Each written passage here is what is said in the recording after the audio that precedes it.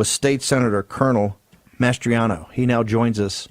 So, Colonel, tell us what's transpired since then, and how we're going. One of the things people are asking me nonstop, my phone's blown up all over since Wednesday, is when, because the House passed it in Pennsylvania, the Commonwealth of Pennsylvania, when are we going to actually have something that takes place in Harrisburg with the legislature? And hey, let these guys who came forward, these receipts, be crossed. Let them be crossed by Democrats, but let's get the evidence out there. Is that going to happen, sir? If I have anything to say about it, yeah, absolutely. So who would have known Wednesday would have been so huge? All it was a hearing to lay the facts out there, let the witnesses come forth. And Steve, as you said before, the media should have done this. They should have found these witnesses if they cared about truth. It's funny, they only have intellectual curiosity when it advances their political agenda. That's not journalism there. That's political hacks right there. And so we laid it out there, and wow, what a compelling case was made. And the people of the nation were just, I think, a bit shocked and taken back that there was that much real evidence and so many witnesses willing to step forward. And that was only the tip of the iceberg. There's many, many others that have come forward and sworn affidavits. So the so what is what's next.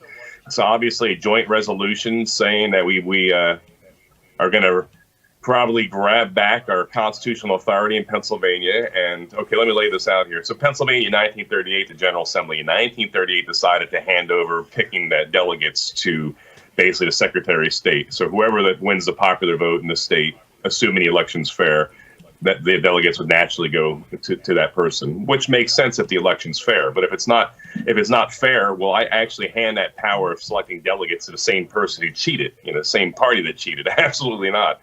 And so thank God we have the federal constitution that says we're going to exercise our constitutional power here. So we're going to do a resolution between the House and Senate, hopefully today. I spent 2 hours online trying to coordinate this with my colleagues, and there's a lot of good people working this here. So the resolution is going to say we're going to take our power back. We're going to seat the electors. Now, obviously, we're going to need the support of the leadership in the House and Senate.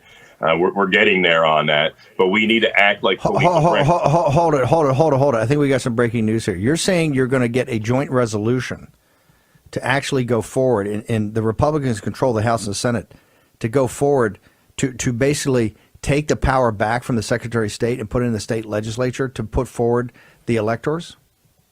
That is exactly what we're going to do. And so, look, it's going to obviously be a struggle. We're going to hear the palpitations and the outcries of our Governor Wolf and Secretary Bookvar, whose resignation should have happened months ago, and she should have never been confirmed. But you know what? We have that power, and we're going to take that power back because there's so much evidence of shenanigans and fraud. We can't stand aside and just watch this unfold around us here. It's not about disenfranchising anybody. It's making sure that every legal vote counted. And if there is extensive shenanigans out there, it's up to the General Assembly to step in. So we have a fight on our hands, and we're going to fight. We're going to take the fight all the way to the U.S. Supreme Court if we have to. Look, we saw fighters in you, and we saw fighters, and this is fighting for the Constitution, fighting the Republic, fighting for the American people. But we saw fighters. The question is, and we know that courage is contagious, but has that courage gotten contagious upstairs? Is leadership now prepared to take? You got guys like Toomey, you've got leaders in the Senate, in the House, and all they seem to me to want to do is run for cover. Yeah, I mean, I was a bit dismayed reading, former Governor Tom Ridge's comments there. I mean, it's just he mocked our hearings in Gettysburg. If he was a student of history or cared for the truth, he should have sat and just watched it and made a judgment without just castigating us because we're doing the right thing, unlike him, obviously. But yes, I am seeing a shift. Now, there's 4 leaders, 2 in the House, 2 in the Senate, and I'm seeing a shift among a couple of them.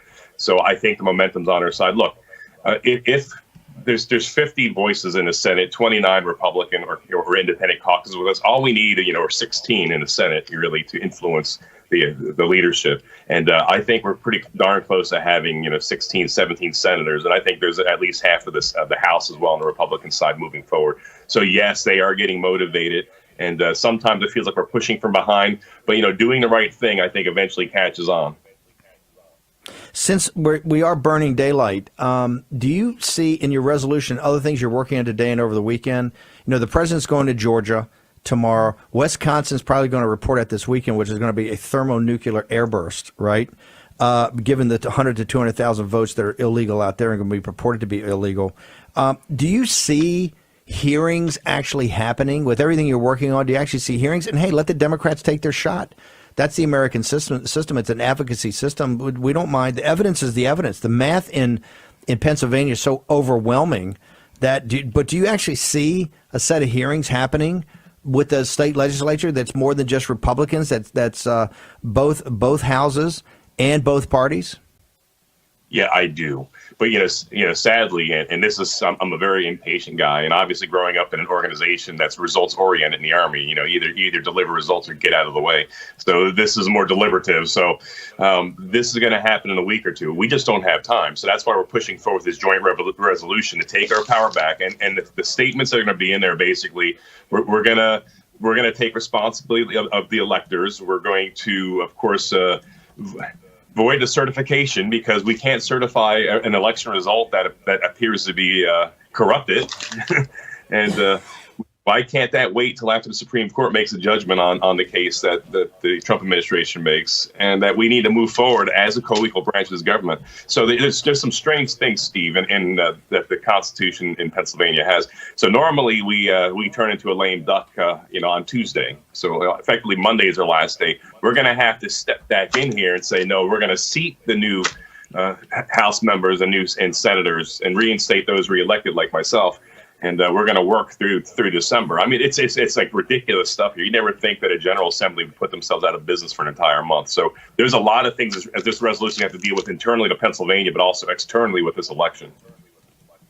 Let me ask you: this resolution can it just be empowered by the House and the Senate? Would the governor have to sign something? Would it have to be statutory, or can a resolution actually take it back? Given the 1938.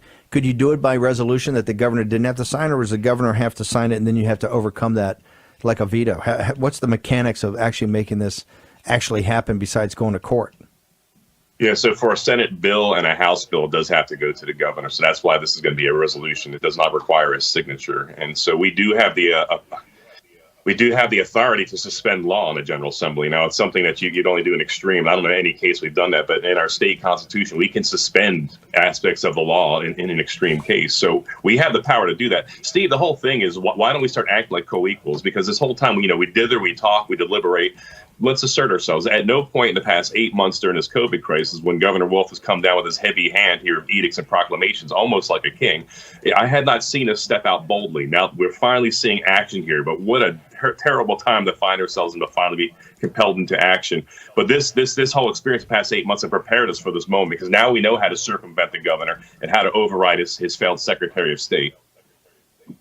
How can people, particularly people that watch this show and listen to the podcast, by the way, over 21 million downloads now, one of the top podcasts in the nation and the world.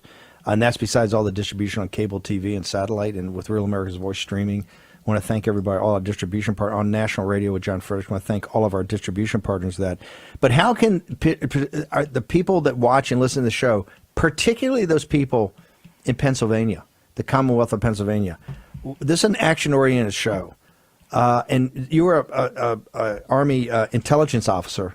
You know what actionable intel is, actionable information. What should our audience do? What actions do they need to take to support the Constitution, to support our republic, and to support a legal and fair, certifiable count in the Commonwealth of Pennsylvania? Please reach out immediately to your representative in the state house and your state senator and tell them they need to get on board with this joint resolution here to stop the certification of apparently a corrupted election. We've seen lots of evidence, and so we can't certify this here unless it's actually a reliable election, and also get on board because we want to appoint our delegates. It's our job. We need to take that power back. So get on your rep and your senator to do their job. Colonel, how can people follow you on Twitter, Facebook, any social media out there for State Senator Mastriano?